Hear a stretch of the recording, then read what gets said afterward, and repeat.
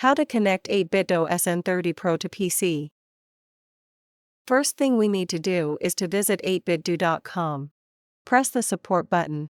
And then choose your correct controller. Then hit the download button. Then extract the zip file. Open the new folder and open program called 8bitdo Firmware Updater. Then connect your USB cable.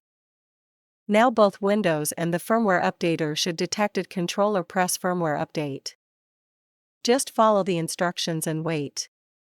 When the update is finished, just press success. When we take a look at the backside of the controller, we can see there are different modes to use a 8bitdo SN30 Pro controller in Windows 10. We will be using the X input mode, which lets the 8bitdo controller imitate as an Xbox 360 controller. That's it. Thanks for watching.